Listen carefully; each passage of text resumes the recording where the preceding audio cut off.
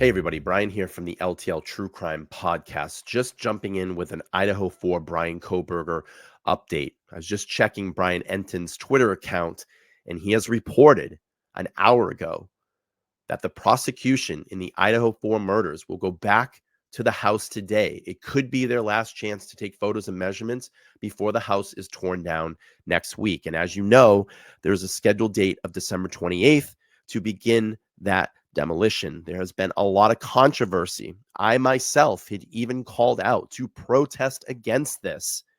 I feel that that house needs to be intact until the end of this case. And there are a lot of many other people out there that feel that is too. Even some of the families have come forward and spoken about this issue. Now, I understand that the university has control of this house, and there has been reports that the prosecution and the defense have signed off on allowing that house to be demoed. But I still have a big problem with this. You cannot replicate that environment through photos, through video, through a model. It would not be the same. It would not be the same. So, is this the last chance today for the prosecution to get out there, make sure that all their T's and their I's are dotted before the demolition next week, scheduled on December 28th? And I'll be curious to see, will we see protesters out there, peaceful protesters? Will we see them? It is a possibility.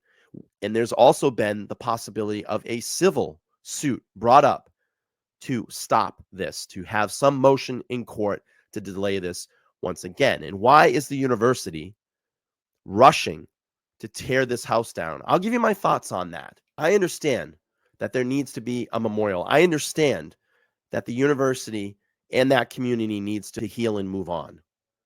We have found out that the university wants to put in place a healing garden, a place for people to come and remember and to pray and to pay tribute to those 4 victims.